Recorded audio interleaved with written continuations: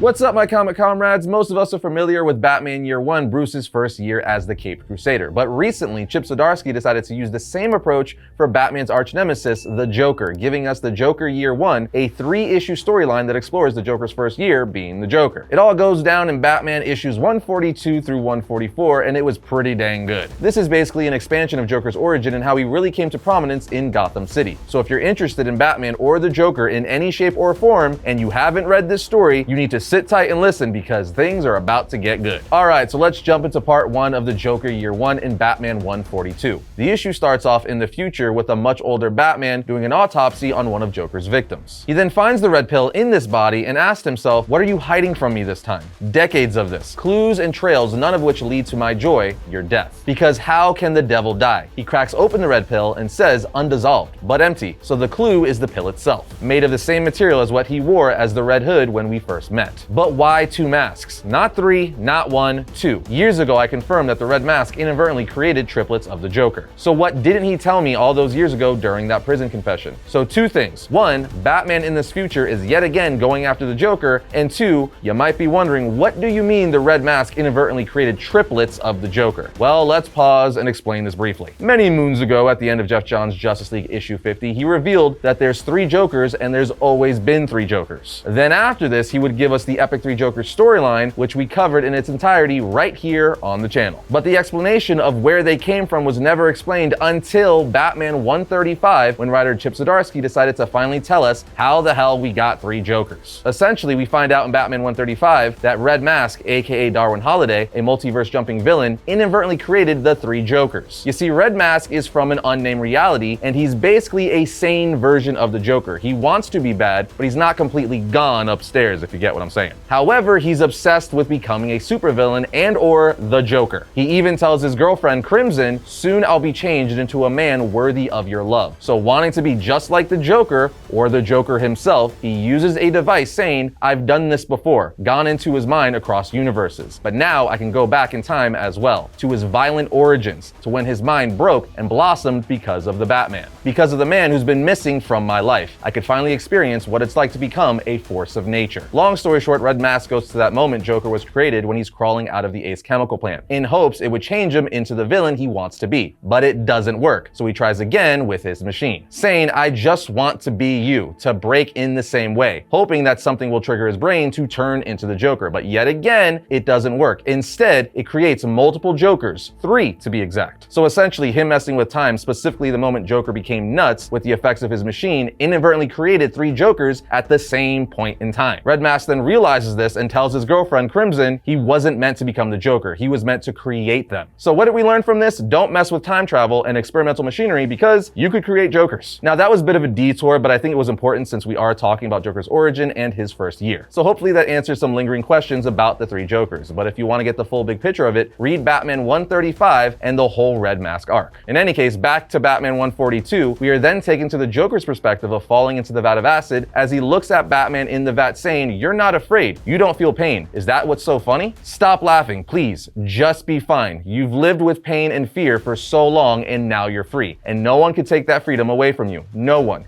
You're fearless. Joker keeps talking to himself as we see the 3 Jokers emerge after being dipped in the vat of acid, and now we know how these 3 Jokers got here, but as you could see, the 3 Jokers start beating the crap out of each other. Now we don't know who won and who walked away, it's left ambiguous, so we're not exactly sure which Joker we follow for the rest of the story, but that's always been the best part of Joker's backstory, it's all a mystery. And the mystery continues because right after this, the Joker who won that tussle visits a lady who he calls Sally, saying, I know how I look, but you've gotta believe me, it's all because I love you. I got caught up in some terrible things so I could give you the life you deserve. I can fix this, just wait for me, wait for me. As he walks away, a man then comes out of the house saying, Jody, are you okay? Who was that? She responds, I don't know. So this is clearly just a random crazy encounter with the Joker pretending or possibly even thinking she's someone from his past. We know it's not the Joker's wife from The Killing Joke as her name is Jeannie, but also this isn't even Sally. We find out her real name is Jody, so why is the Joker talking to her? No one knows, it's just him being his crazy self, I suppose. After this, the comic jumps forward 6 months and we see Joker living in an old crappy apartment where he's talking to himself saying, how long has it been? As his landlord bangs on the door saying his rent is 2 weeks past due, Joker then starts laughing hysterically as he tells himself, it's not funny, don't laugh, I had it all planned out, it started with heists, taking what was mine, but then then it became something else. It became chaos. Why do you always ruin things? You go too far. Chaos. But it wasn't your fault. I must have been betrayed. Someone in my gang must have talked to the cops, to the Batman, as we see several dead bodies rotting in his apartment. He then puts flesh tone makeup on his face to cover his bleached white skin, and he looks in the mirror while seeing his Red Hood persona from Ace Chemical, saying, "Finally, you and I are on the same page." Now, if you're wondering what heist he's talking about, this is connecting to Scott Snyder's Zero-Year story from DC's New 52, where the Joker was the leader of the Red Hood gang. Issue 24 of the series is where we see him fall into the vat of acid at Ace Chemical. After this, we're taken to GCPD, where Jim Gordon is talking to the commissioner in his office. He tells Gordon, "I'm updating the sketches on profiles of your new pal," referring to Batman. Gordon says, "Sir, don't know what you think, but Commissioner McCloud says, spare me, Gordon. I know I'm only in this role until the mayor picks someone to replace Commissioner Loeb. But that doesn't mean I'm not going to run a clean ship. Your extremely late report on the Ace Chemical mess is basically a love letter to a vigilante." Yet again referring to the Ace Chemical incident with the Red Hood gang and soon to be Joker, because remember, this is taking place the same year right after those events. Anyway, Jim says, "I just wrote the truth. Batman saved everyone, stopped the Red Hood gang from killing thousands." The commissioner says, "Rewrite it, and this time, remember, you're a cop." As Gordon walks out, he gets into a quick confrontation with Manny, one of his fellow officers, and Jim basically says, "You're corrupt and we all know it." But other officers pulled them apart before they could fight. And as Manny walks by the commissioner's office, the commish comes out saying, "Gordon is a problem for me and you. And you don't poke a problem, you solve it. For good," telling us both the commissioner and Manny are corrupt and working together somehow. The book then takes us back to the future where the book started, with Batman trying to solve a Joker mystery. We see the Joker hung up on some kind of contraption very reminiscent of Jesus being crucified, with Batman saying we couldn't solve the Joker, so we locked him away in Arkham, hooked him up to a machine. Barbara's idea after she became commissioner. Where in his mind he was still going, still fighting, still trying to one-up me, more humane than that monster deserved. Except I made sure, even in his wildest imagination, that I always won. But an Arkham doctor was tempted. He wanted to study the most malevolent and brilliant mind to ever exist. As we see the doctor dead by the machine the Joker was trapped in, Batman says, "More dead. Whatever he was about to do, it was going to be big. I just didn't realize how big." As he reads a note the Joker left him saying, "I'll see you soon." We are then taken back to year one in Flunky's bar, where we see the Joker disguised in flesh-colored paint sitting down, listening to some other guy's conversation and antagonizing them, instigating a fight by inserting himself saying they're not tough guys, and so on and so forth. But what's interesting about this is we see the Joker fighting with himself, because even though he's antagonizing, he's also telling himself to shut up, saying, "I'm begging you, you don't have to do this. You can run. You can regroup and find a new way. Please, this is not funny. Don't you remember?" As the group of guys pick up the Joker and throw him across the bar. Because even though the Joker is telling himself internally to stop, that he doesn't have to do this, he's audibly still antagonizing the guys beating him up. The Joker takes a pretty good beating, but is able to get up at one point, smashing a beer bottle and cutting someone's throat. But before he can do any more damage, a guy comes in saying, "Hey, that's enough," and says, "Whoa, wait, boss, is that really you?" Joker then realizes this is 22 of his old Red Hood gang, telling himself he's a friend. Don't. 22 then tells Joker, "I was never caught, never picked up at Ace. I was in one of the vans. Tore off when the cop showed. I'm sorry, I should have." Joker says, "22, it's all good," and they leave before the cops show up. At this point, we see Dr. Daniel watching all this. He's a brilliant psychologist who trained Batman and is the self-proclaimed smartest man on Earth. After this, we see Batman stopping the Black Hood gang, tying them up, and leaving them for the GCPD. Gordon then breaks off from the other police to meet Batman on a fire escape, saying, "I think that's it for the Black Hood gang." Batman then responds, "Maybe, but they were the Red Masks last week, and the Grey Ghost the week before that. Copycats and distractions." Can I just say, I love the Batman animated series Grey Ghost Easter egg right there. So good. Batman then says the Red Hood gang is still out there. They need to be our focus. Gordon says, "Okay, sure, but are they even an effective threat anymore? I mean, the brains of their operation, their leader, is dead. He is dead. Isn't he? You were there. You told me he fell into a chemical vat." Batman says he did, but there's no body. I tested the compound from the vat. It was corrosive, but not enough to eliminate human remains so quickly. Gordon then rubs his eyes, saying, "Great, we're battling copycat gangs that just recovered from the Riddler, and now we have to possibly worry about some mildly corroded genius gang leader? Why can't these guys just go away and stay away?" After this, we see 22 and the Joker walking the streets of Gotham, but 22 stops and says, "Hey boss, mind if I grab a slice? I'm hungry." While he goes inside, Joker sees Batman swinging through the city and becomes so terrified he runs away, running back to Ace Chemical, saying to himself, "So you're not fearless. Don't let him catch us, please. He hurts us. He's beautiful and terrifying and he caused us pain. The Batman, maybe just walk away, start anew somewhere else," as he calls himself a coward aloud. He then falls to his knees saying, "Please, no more chaos. I'm scared. I'm scared of what we're going to do." As he looks at his reflection in the water, another part of him says, "Don't you see? Don't you understand? I am chaos."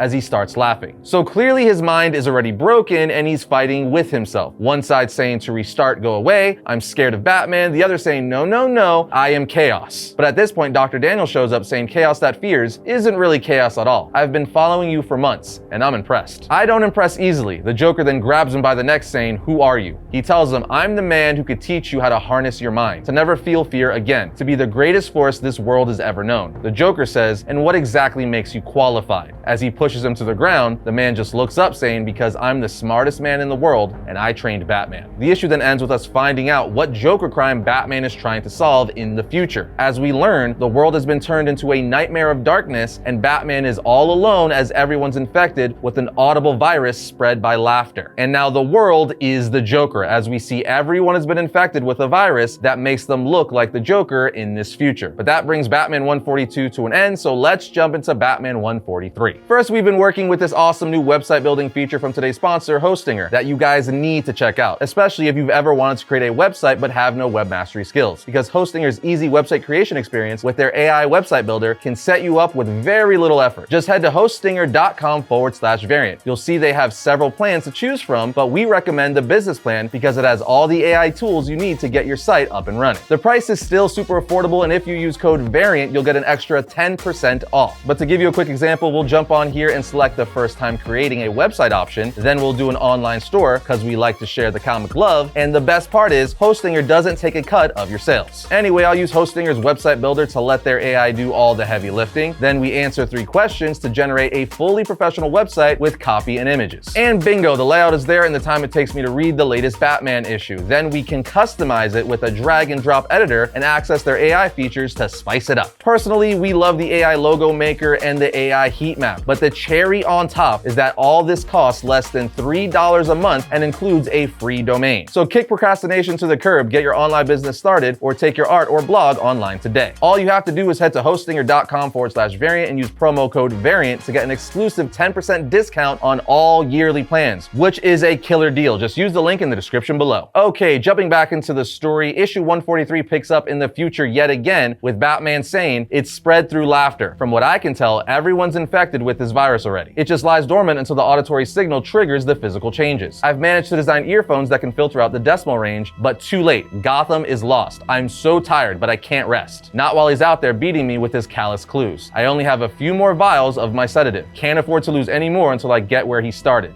Ace Chemicals. I'm coming, Joker, for you for the last time. Then back in year 1, we see Batman in the Batcave with Alfred experimenting on a John Doe. Batman is putting the chemicals Joker fell into on the John Doe to see how the body reacts to it. He tells Alfred, I told Gordon the chemicals found at the scene weren't corrosive enough to eliminate remains, but I hadn't tested them on actual skin. It's interesting, 2 minutes, all pigment is neutralized from a Caucasian male. Alfred says, so bleaching skin white? Sir, perhaps you should take a look at this incident downtown. Elsewhere, we see Dr. Daniel, the man who trained Batman and offered to train the Joker at the end of the last issue, saying to himself, he's a wild beast. He needs to run off on his own before he can come back to me. But he will. It's too tempting for the man who's on the edge of perfection. He's so close, and I can cure the only thing holding him back. His fear of the man I know deeply, Bruce Wayne, the Batman. The man I trained. Oh, Bruce, you shouldn't have left me like that. I made you better, and you disrespected me. So now I found your opposite. And once I've cured him, expanded his mind, he'll be unstoppable. So essentially, Dr. Daniel is out for revenge and just wants to see what happens when an immovable object meets an unstoppable force. As this is going on, we see Batman going to check the lead Alfred said he should check out, which is Flunky's Bar, where a pale man, aka the Joker, was, as we saw in the last issue. Batman gets his intel from the guy who works at the bar, and then we're taken to the Joker, who looks at Dr. Daniel's card saying, trained Batman, trained him to do what? Be a nuisance? Joker walks into his apartment and is greeted by the Red Hood gang, as he's their former leader, but they don't want anything to do with him anymore, so they're trying to take him out for good. While attacking him, they even say, sorry boss, no hard feelings. Joker says, none taken, but as the Red Hood gang is trying to kill the Joker, Batman comes crashing through the window, saying, I knew you were still alive, somewhere leading them, but Joker just looks at Batman saying, no, and runs out of the apartment as Batman starts fighting the Red Hood gang. We are then taken back to the future, where Batman ultimately makes it to Ace Chemical, finding a severed hand with 2 clues, an old revolver and a ring that dissolves in his hand. The Joker then comes out of the water like Jason Voorhees saying, hello Bruce, my sweet simple man, are you ready to end this? Batman then picks up the revolver saying, I am. Damn you, I am, as he points the revolver at the Joker. Joker tells him, first, I should let you in on a little secret. my blood pressure is tied to a remote device, Sonic's. If it drops from blood loss or rises from one of our classic tussles, it will sound the alarm and all my little Jokers will obey my final command to kill themselves. Batman then fires the gun at the Joker anyway, but we see it's a fake gun and Batman tells the Joker, I saw the flag down the barrel. You're as predictable as ever. So no, Batman wasn't about to break his rule using a gun and killing the Joker. He knew it was a fake gun. Joker then says, oh, but it's different this time. I want you to watch, Bruce. I want to watch the gears turn as you piece it together. I want to watch you scramble with your failing mind until it's too late, until they're all dead. So essentially, the Joker just told Batman, you can't kill me, and since you can't kill me, I'm gonna follow you along to see you try to solve this mystery I've set up because that's just fun for me. Back in year 1 at GCPD, we see that one of their own, Officer Blair, is part of the Red Hood gang and Gordon is interrogating him. The short of it is, Officer Manny sets up Blair killing him, and Gordon knows this is because Manny is also part of the Red Hood gang and didn't want him to talk. Gordon then punches Manny across the face, which leads the commissioner to suspend him because he's also connected to the Red Hood gang. And he's tired of Gordon playing goody, trying to stop what they're doing. After this, we see the Joker sneak into Dr. Daniels' place holding a knife to his throat saying, give me what I need. Dr. Daniels says, of course, we can start immediately. Joker asks, why are you doing this? Why make me? Dr. Daniel responds, I'm a scientist of human behavior. Batman wrongly thinks he can be a force for order. I'm interested in what happens when he meets an equal force of chaos. Joker says, well, if that's what you want to tell yourself, don't let me stand in your way, as he starts laughing uncontrollably. We then see Dr. Daniel begin to train the Joker, saying, the darkness behind his eyes is eerily similar to Bruce, a deep force driving both of them. I teach him what I taught Bruce, how pain is in the mind and can be turned off with enough training. He does it in record time, but I suspect he doesn't care about such things. I think he likes the pain, so I push him deeper. I teach him to eradicate fear, to control any human emotions he might have. Dr. Daniel also teaches him how to create multiple personalities, put aside for when he needs them, when he needs to get extra angry, saying, see, this is what I can teach you, what will truly make you great. Personalities nestled within to be used and focused when you need them. Men like you, me, and Batman, we make ourselves. Are you ready to make yourself into anything you desire? So this is really interesting and explains why the Joker has no emotion. He was trained to lock it away and create personalities for specific things. So his mind has been rewired for anger and chaos. And the most interesting thing this story is showing us is that Joker was very scared of Batman. He had lots of emotions and was conflicted if he should keep going down this life of crime, until Dr. Daniel found him and taught him how to lock all that away and create different personalities, nestled within to be used and focused when he needs them. This actually explains a lot about the Joker, like why he can take insane beatings without feeling any pain, as he's been trained to turn off the pain senses in his brain, if you will. And as Dr. Daniel keeps training him, he says he exceeds Bruce immediately, seeing the potential of the backups. The first is the clown, laughter and devilish bursting forth, an imp with a demon inside. The second is simply that demon, and the third is calm like a black ocean at night. And like that ocean, all that waits for you is cold death. Telling us the three personalities or states of the Joker is the clown, the demon, and cold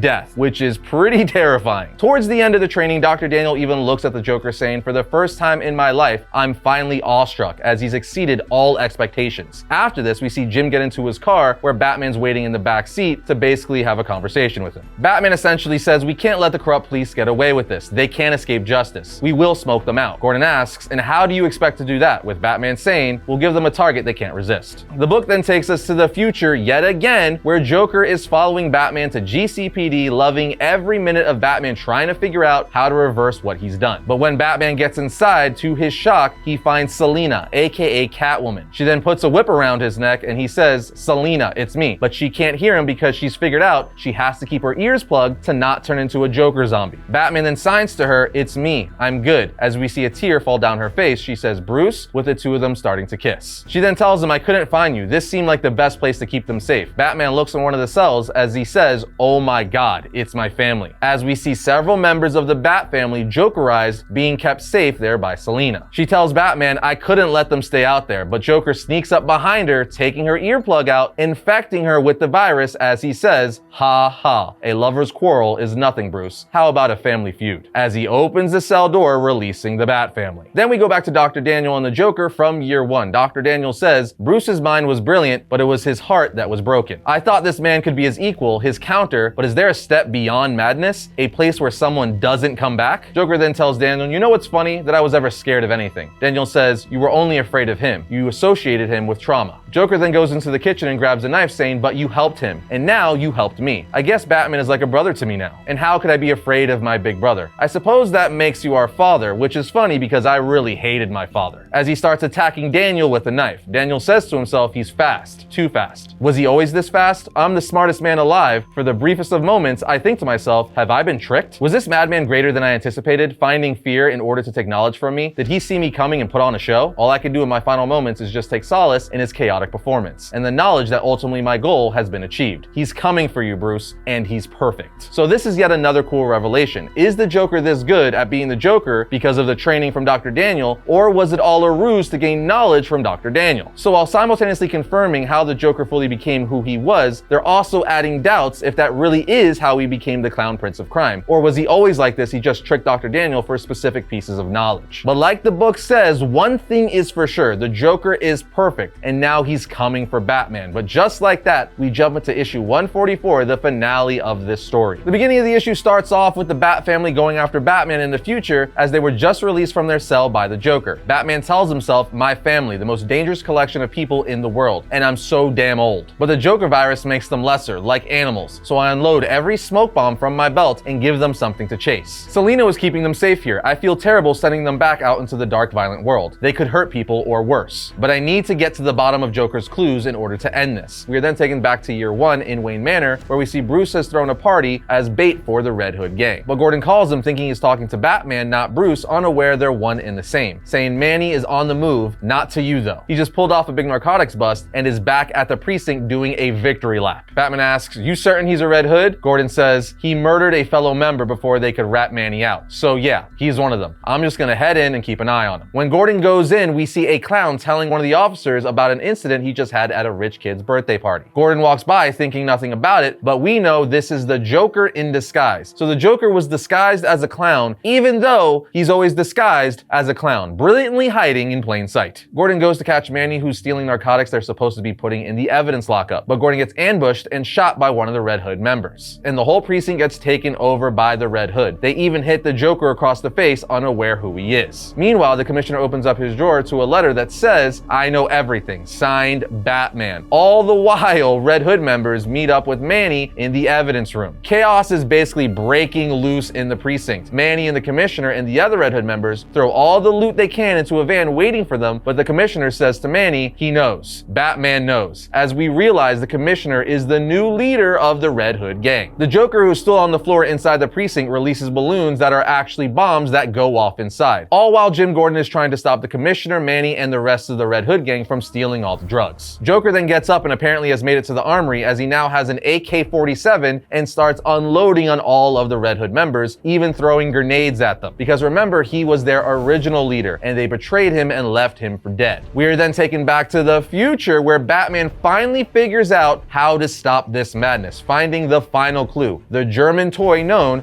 as a laughing bag, which is just a small speaker in a bag that has recorded laughter on it. Joker tells Batman, "Why don't you open it? My little party gift to you." Batman tells himself, "Nothing in this will kill me. Inside are the mechanics to create fake laughter, but no sounds coming out. Wait, I'm wrong. The decimals are too high." As the decimals are the same exact frequency to call bats as we see one crashing through the window. Joker then tells Batman, "I could have killed you at any point over the years. You know that, don't you? You lived because I let you, because I love you." Batman looks over at him saying, "You live because I let you, even though I hate you." I'm gonna say something I never thought I'd say. Joker has the better reasoning there, because of course you would let someone live if you love them. If you hate them, not so much. I just can't believe the Joker had better reasoning. Anyway, back in year 1, we see Jim Gordon confront the commissioner at gunpoint saying, "Drop the gun." The commissioner says, "I'm going to kill you, Gordon. You know I will. You're the only one who has seen me, who knows I'm leading the gang." Gordon says, "If I live or die, you're still going down for this." The commissioner says, "Half the cops are with me. The surveillance was shut down. You've got nothing. We're going to waltz back in on Monday morning." Gordon then interrupts saying, "I turned them back on. The cameras." This causes the commissioner to attack Gordon out of rage, but the rest of the gang gets away with the drugs. But we see that Joker put a Joker bomb in one of their duffel bags, which explodes in the van, causing all of them to become Jokerized. Gordon is fighting the Commissioner, finally knocking him out, saying, "I know I'm surrounded by monsters, but who would I be if I shrink in the face of them, if I join them? The system may be rotten, but I'll carve out all the rot or die trying. And I don't think I'll have to do it alone," as we see Batman arrive in the background. Elsewhere in a House of Mirrors, we see Joker has taken Manny and given him an antidote to his Joker toxin, telling him, "I just didn't have time to give it to the rest of your crew. Thanks again for hand delivering my product to the precinct. Couldn't have done it without you." If you haven't caught on, the narcotics that they brought and stole from the precinct were planted by the Joker, all part of his plan. Joker tells Manny, who's trying to get out of there with his life, the Commissioner is going to jail for a long time, but once he's out, I'm gonna do experiments on him just like I did to 22. Who we see is Jokerized and dead. Joker really wants the Commissioner because he became the new leader of the Red Hood gang, taking his old spot. Joker then tells Manny, "But don't worry, I'm not gonna do experiments on you. We're just gonna have some fun," as he starts laughing manically while holding a knife. Back in the future, we see Batman on horseback in Gotham City with a speaker as captions of him say, "Laughter was the poison. Bats were the antidote. The latch that called them and the echolocation sounds they made cured the virus. I send what I know to the other countries infected and spend day and night roaming the streets of Gotham lifting the curse." Batman then says Joker disappeared again, but this was his final knife in me, his last sweet bit of revenge. He gave me the problem and he gave me the solution, watching me as I played his game. Police found the body of Matt McCloud. The Joker had redefined his process on him and let him loose into the world, finally getting his revenge on the old Commissioner like he said he would to Manny in year one. Batman continues to say he could have let the world tear itself apart. So the question remains and sits at the base of my heart after all this time, this man, this demon, this whirlwind of controlled chaos, how many times over the years could he have simply won? The comic then comes to an end with the Joker fully coming into his own, going back to Flunky's bar where he was jumped earlier on in the story to get some revenge. Alright, so there's a few big takeaways from this story. The biggest being that the Joker, after surviving falling into a vat of chemicals, didn't necessarily want to continue a life of crime. We saw that he was constantly fighting with himself, not wanting to start trouble, and full on being scared of Batman. But there were also other parts of his consciousness driving him to get revenge and live a life of crime. But I like to think, and it's kind of alluded to, he might not have gone full Joker if it wasn't for Dr. Daniel telling him, "I can make you the greatest force this world has ever seen because I trained Batman." This intrigued parts of the Joker's personality, at which point he would go on to be trained by the man who trained Batman, being taught by Dr. Daniel how to create different personalities nestled within his consciousness and how to pull them out when needed, creating the clown, the demon, and death personalities of the Joker. But the Joker adapted so quickly it got Dr. Daniel questioning if he tricked him, the smartest man alive, just to get secret techniques and knowledge from him because he's too good now. Joker ultimately kills his teacher with Dr. Daniel saying, "My goal has been achieved, he's coming for Bruce." And he's perfection, essentially saying he's the evilest, most ruthless man on the planet. But the thing that really got me was in issue 144, where the Joker straight up tells Batman, "I could have killed you at many points over the years. You know that, don't you? You live because I let you, because I love you." Because as we know, the Joker loves Batman in a sick way, just loving the game of cat and mouse. That is terrifying enough for the Joker to say that, but Batman confirms this towards the end of the series when he figures out all the clues and cures everyone. He says, "This man, this demon, this whirlwind of controlled chaos, how many times over the years could he have simply won?" Basically questioning himself, but also admitting this dude could have taken me out whenever. He just likes playing with me, confirming that what the Joker told him is true. He could have killed him whenever he wanted. This means the Joker is technically better than Batman in a sick, twisted way, according to this story, which is crazy. But there you have it, guys, the year one of the Joker and how he turned into the clown prince of crime we all know today, or at least allegedly, as Dr. Daniel questioned if this was all part of Joker's plan. That's what I love most about the Joker. Everything is always ambiguous. The moment you make something concrete in his past is the moment he loses his mystique. But what did you guys think of the storyline? Do you like how they expanded the Joker's origin and first year? Let us know down in the comments. Other than that, we will see you next time when I talk about all things comics.